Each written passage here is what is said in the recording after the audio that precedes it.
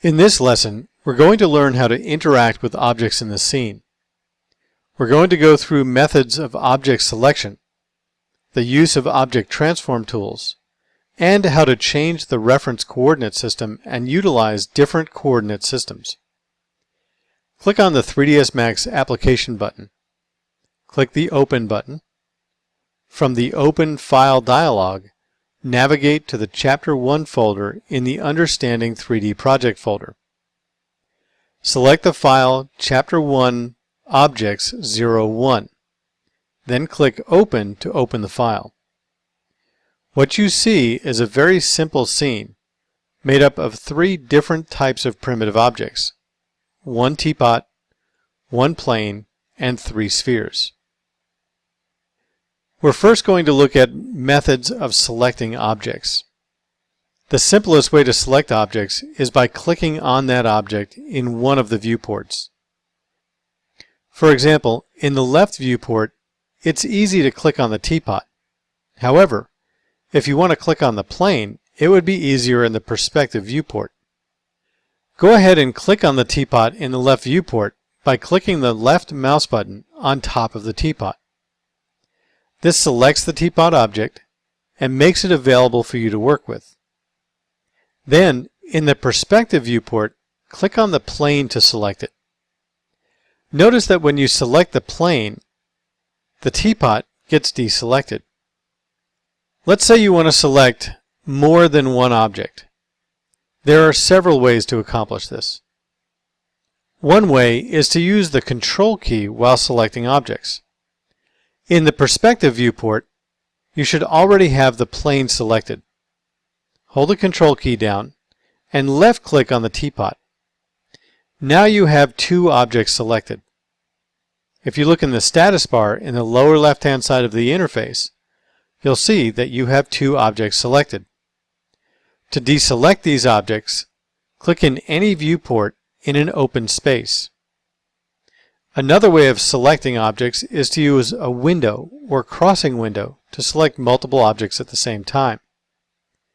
Let's go ahead and set a preference that will allow us to use a standard window when we drag in one direction and a crossing window when we drag in the opposite direction. In the main toolbar, click on the Customize drop-down menu.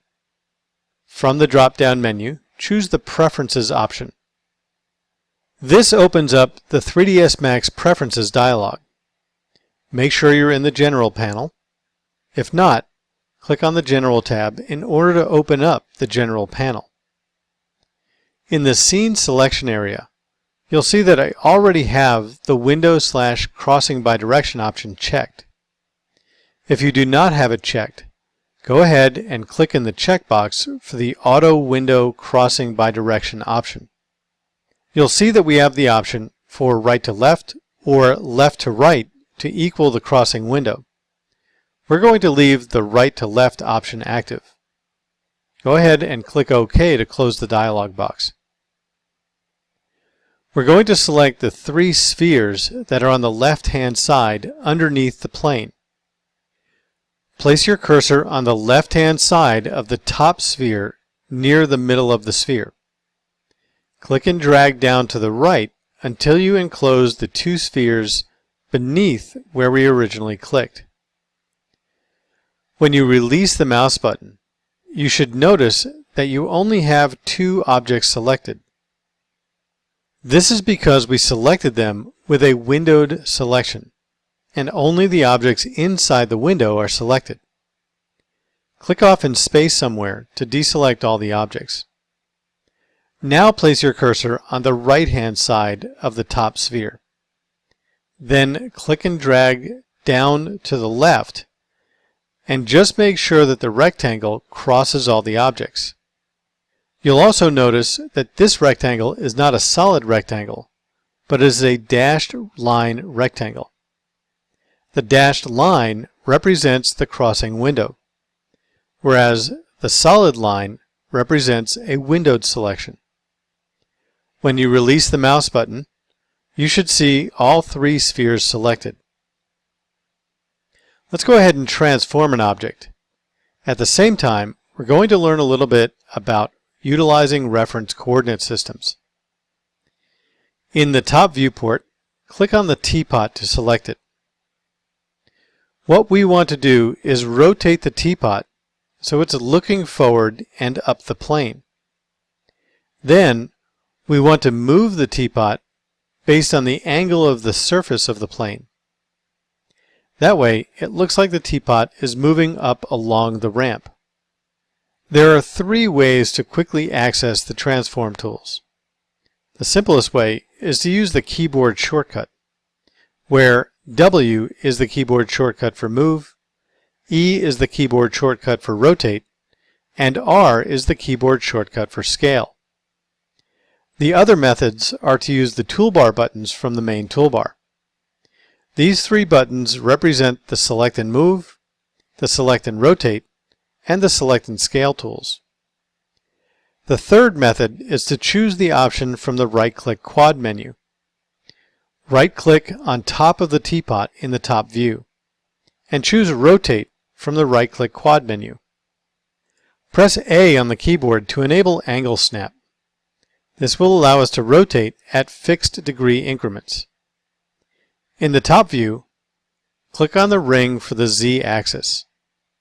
It's the inside ring that looks like a complete circle in the top view. Click and drag the mouse up and rotate the teapot 90 degrees. If you've done this correctly, the teapot will be facing the plane. Right-click in the left view. This will activate the left view without deselecting any of the objects. This is a very important technique to understand. When you're working with objects, you'll be switching viewports on a regular basis.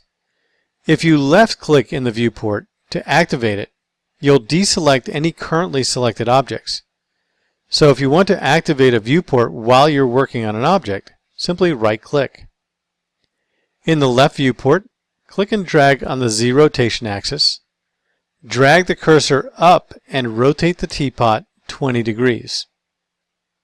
You may wonder why we rotated on the Z-axis in the top view and the Z-axis in the left view. That's because we're using the View Reference Coordinate System. Each viewport is represented by its own XYZ coordinate system. So changing from the top viewport to the left viewport also changes the coordinate system you're working in. Now, let's go ahead and move the teapot over to the ramp. Then we'll move the teapot along the plane so it appears to be going up the ramp. Press W on the keyboard to activate the Select and Move tool. In the left viewport, put your cursor over the X-axis of the transform gizmo. If you need to zoom out, you can use the middle mouse scroll wheel and scroll the wheel down. That will zoom the viewport out just a little bit. With the cursor over the X-axis, move the teapot over to the left just enough so that it appears to be on the surface of the ramp. To make it easier to move the teapot up the ramp, we're going to change the coordinate system to the ramp's local coordinate system and use that system to move the teapot. In the main toolbar, click on the Reference Coordinate System drop-down. Choose the Pick option from the drop-down list. From the top view, click on the plane object in order to use its reference coordinate system. Right-click in the left viewport. You'll see the axis for the transform gizmo now lines up with the plane. Place your cursor over the Y-axis, then click and drag the mouse up along the ramp. You should see the teapot moving along the surface of the plane, just like it's moving up a ramp.